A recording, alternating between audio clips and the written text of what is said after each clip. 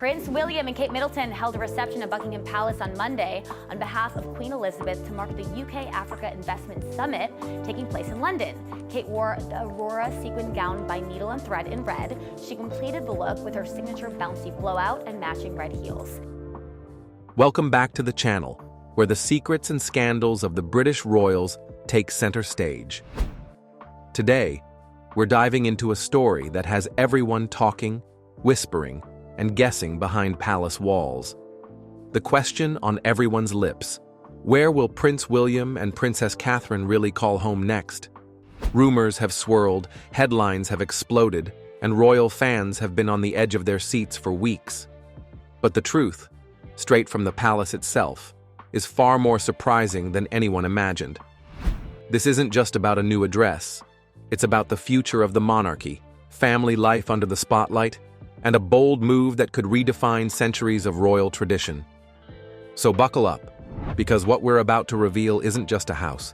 It's a statement, a fresh chapter, and a glimpse into the private world of the future King and Queen of England.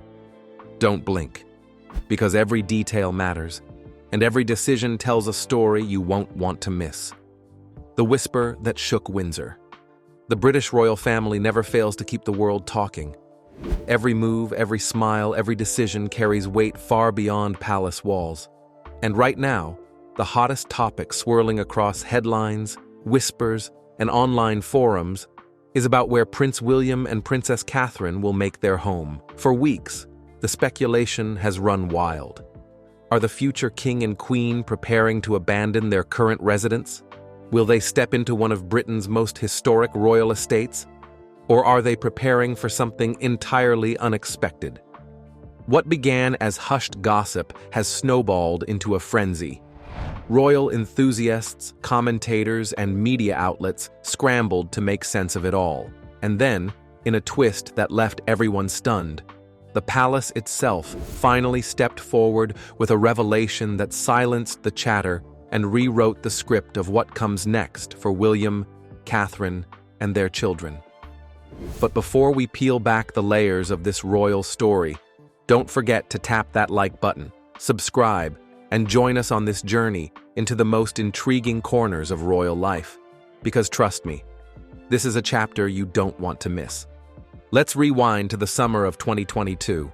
William and Catherine, along with their 3 children, Prince George, Princess Charlotte, and little Prince Louis, shocked many by trading the grandeur of Kensington Palace for Adelaide Cottage, a modest but charming home nestled within the green expanse of Windsor Great Park.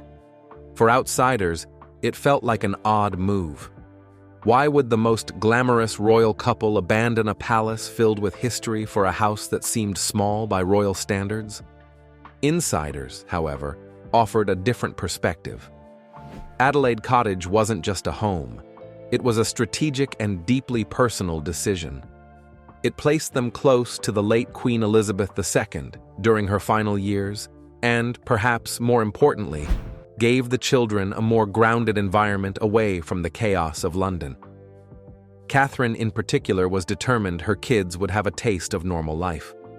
Instead of being raised in the spotlight of the city, George, Charlotte, and Louis were enrolled at Lambrook School, tucked away in Windsor's quieter surroundings. It was the kind of decision countless parents could relate to, shielding their children from constant attention and creating a home where family came before spectacle. But children grow, and life inside Adelaide Cottage could only feel just right for so long. With Prince George recently celebrating his 12th birthday, a milestone that places him firmly on the edge of teenage years, speculation exploded overnight. Suddenly, the question on everyone's lips was unavoidable. Would William and Catherine outgrow their Windsor hideaway? Would the Wales family soon be packing boxes again, this time for something far grander? The Fort Belvadier rumors. As whispers grew, one name quickly rose to the surface: Fort Belvadier. This sprawling estate, steeped in scandal and history, seemed like the perfect next step. Once the residence of King Edward VIII, the monarch who abdicated his throne in 1936 for love, the house carries an almost legendary air of drama, For royal watchers, imagining William and Catherine reclaiming its halls was irresistible. Here was the chance for the future king and queen to settle into a place heavy with symbolism, grandeur, and intrigue. With its sweeping grounds and imposing architecture, Fort Belvedere looked like the natural backdrop for William's preparation as heir to the throne. Media outlets latched onto the possibility, describing the estate in glowing terms, as though the couple's move there was not just likely but inevitable. After all, future monarchs are expected to surround themselves with the trappings of tradition, and this property fit that script perfectly. But as anyone who has followed William and Catherine knows, nothing about their path is ever predictable. They have consistently walked a line between honoring royal tradition and quietly rewriting its rules. And this time was no exception. When Kensington Palace finally broke its silence, the truth stunned even seasoned royal reporters. No, William and Catherine were not moving into Fort Belvedere. The speculation, the endless articles, the countless predictions, all of it was swept away in a single matter-of-fact confirmation. Instead, the palace revealed the couple's new residence would be something entirely different. Forest Lodge, another home within Windsor's estate, but one far more discreet and far less ostentatious than the gossip had imagined. The announcement was brief, almost casual. A spokesperson confirmed to the Sun newspaper that the Wales family would be relocating later this year. Just one sentence, yet it landed like a thunderclap across royal circles. After months of fevered discussion, the truth was finally out. But as is so often the case with William and Catherine, the real story went much deeper than a change of address. Veteran royal editor Matt Wilkinson stepped forward to confirm the scoop, emphasizing that this decision marked a sharp break from expectations. Not Buckingham Palace, not Windsor Castle, not even the storied Fort Belvedere. For the couple who will one day reign over Britain, Forest Lodge was their choice, a statement more powerful than any official speech. Why does this matter? Because Buckingham Palace isn't just a building, it is the glowing heart of monarchy. For centuries, it has been the stage for royal tradition, ceremony, and pageantry. Windsor Castle, too, has been an enduring symbol, cherished as a retreat from London's chaos. Turning away from both of these iconic residences isn't just unusual, it is revolutionary. Insiders close to William and Catherine began to paint a fuller picture. Their move to Adelaide Cottage years earlier was never meant as a simple downgrade. It was a test, a chance to see if a life beyond the constant noise of London could truly work for a family whose destiny is to rule. And the verdict, they say, was resounding. The arrangement didn't just succeed, it flourished. At Adelaide, the Wales family found something rare: belonging. Windsor's calmer pace offered them a freedom that Kensington Palace could never match. No constant flash of cameras at the gates, no relentless city chaos intruding into their private hours. For once, the children had room to grow and play, and their parents had the chance to breathe. As one insider revealed bluntly, Adelaide Cottage has become their home. That short statement spoke volumes. The choice of Forest Lodge now extends that philosophy. It is not about luxury or tradition for tradition's sake. It is about balance, a balance between the duty of royalty and the humanity of parenthood. Living in Windsor keeps William and Catherine close enough to London for official work, but far enough to give George, Charlotte, and Louis the rarest of royal treasures: privacy. The school runs at Lambrook, the wide-open fields, the ability for their children to live even a fragment of ordinary life. These are the quiet but powerful forces shaping William and Catherine's choices. And in these choices, one can see something much larger than home renovations or real estate decisions. This is about power. It is about redefining the monarchy for a modern age.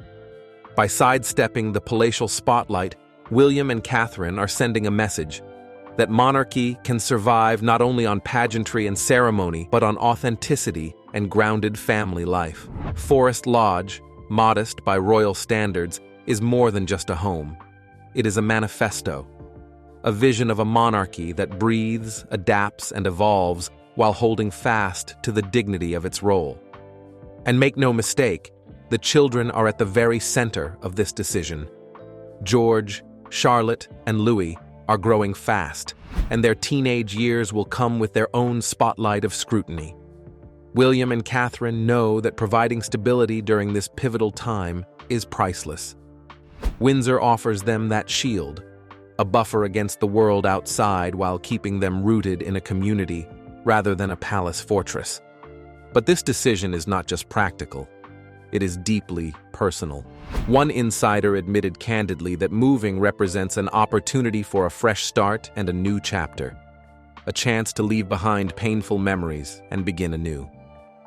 And when you consider what the family has endured in recent years, the significance becomes clear. A home for healing. For William and Catherine, Forest Lodge is not simply another house on the long list of royal residences. To understand its weight, you have to look at the scars the family carries and the storms they've weathered in recent years. Behind the gilded gates and polished appearances, life has not been easy. The loss of Prince Philip left a gaping hole, both in the monarchy and within the family itself. His absence reshaped the dynamics of royal life, leaving William without the steadying presence of his grandfather's guidance.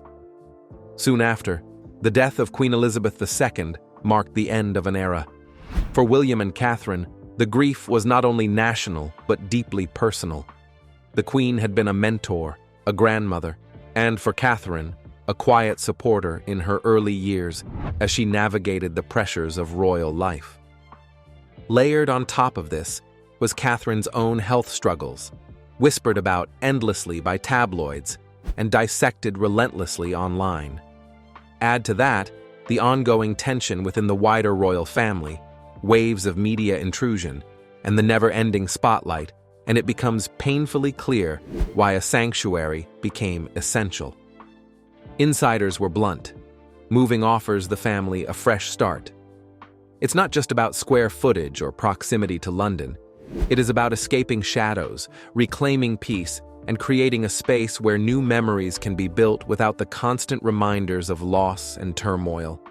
In that sense, Forest Lodge becomes more than a residence. It is a lifeline, a reset button, a declaration that even the future king and queen need room to heal, to grow, and to breathe. And this time, the move is not being framed as temporary. Those closest to the couple say Forest Lodge is their forever home, a place to plant roots, raise their children, and settle into a rhythm of life that will endure even when William takes the throne. The permanence of this choice sends a powerful signal. It breaks from centuries of expectation that future monarchs must be anchored in Buckingham Palace or Windsor Castle. Instead, William and Catherine are building their own tradition, one rooted in stability, family, and modern sensibilities, a modern royal blueprint. The most striking part of this move is not just the home itself, but the way William and Catherine are choosing to shape life within it. First, there's the financial side. Unlike many past royal refurbishments, which sparked controversy for relying on public funds, Forest Lodge's renovations are being paid for entirely by the couple themselves. No taxpayer money, no public backlash, just a clear signal of responsibility. In a Britain where the cost of living is felt in every household, this decision resonates loudly. By footing the bill, William and Catherine are not only protecting their reputation, but also crafting the image of a monarchy that understands accountability. This is not the monarchy of centuries past, aloof and detached. This is a monarchy adapting to the demands of the present, aware of scrutiny, and determined to show transparency in action. Then, there's the question of staff. For generations, senior royals have lived surrounded by teams of aides, butlers, chefs, and nannies residing under the same roof. Forest Lodge flips that tradition on its head. William and Catherine have chosen not to have live-in staff. At first glance, it may seem like a minor detail, but in truth, it is revolutionary. By removing the constant presence of employees in their home, they are reclaiming privacy and giving their children an environment that feels more like an ordinary family household. Meals are less about protocol and more about shared time. Evenings are not governed by the quiet shuffle of staff, but by the rhythms of a family of 5. The choice is deliberate, and it sends a message. William and Catherine want to raise George, Charlotte, and Louis in a space free from the watchful eyes of outsiders. This, too, is about control. It is about redefining what it means to live as a royal in the 21st century. Forest Lodge is being shaped into a sanctuary, a place where tradition bows to modern family life, where the pomp of monarchy coexists with the intimacy of parenthood. And in doing so, William and Catherine are quietly rewriting the playbook for future royals. Every decision, from choosing Windsor over London, to paying for renovations themselves, to rejecting live-in staff, speaks of a monarchy that is less rigid, more relatable, and fiercely protective of private life. They are carving out a blueprint not just for themselves, but for their children, the next generation who will inherit both the crown and the burdens that come with it. The new era at Forest Lodge. So what does all of this add up to? In one sense, it's about a house, a move from one residence to another. But in the bigger picture, it is so much more.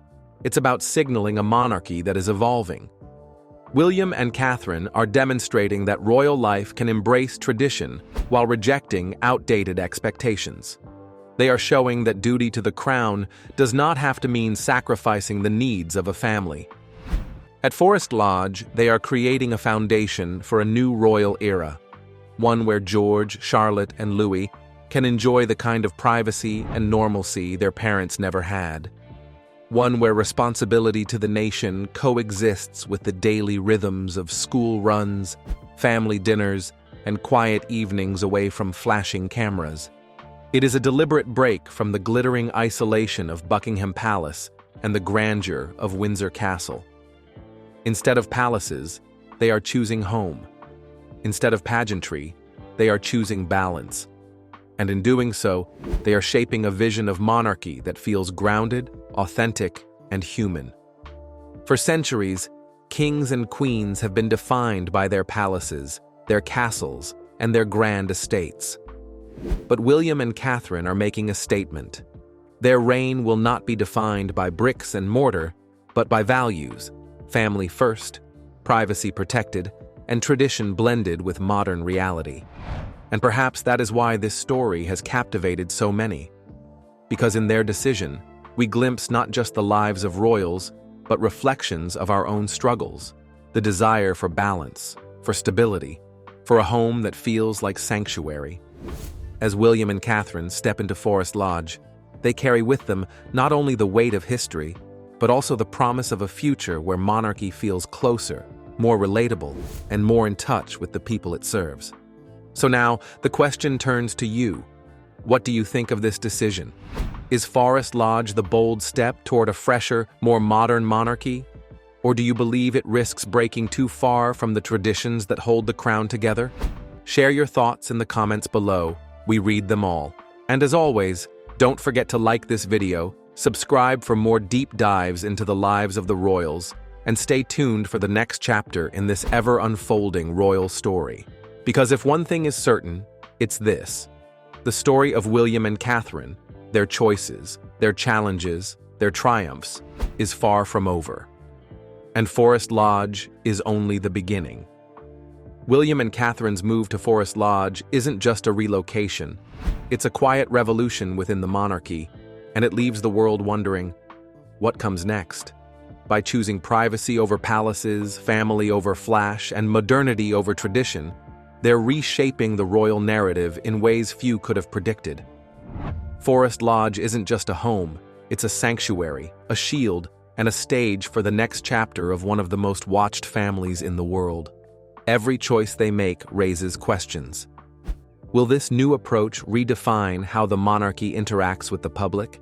How will George, Charlotte, and Louis navigate a childhood that is part royal spectacle, part ordinary life? And most intriguingly, could this move signal the start of a completely new era, one that challenges centuries of expectation?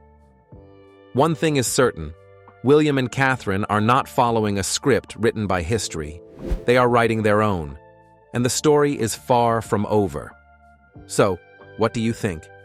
Is Forest Lodge the beginning of a bold, modern monarchy, or a risky break from tradition that could change everything? Comment below, hit like, and subscribe. The twists in this royal saga are only just beginning, and the next chapter promises to leave everyone talking. Before we leave the tabs, make sure to hit that like button, subscribe, and turn on notifications. The twists in this royal saga are only getting more intense from here.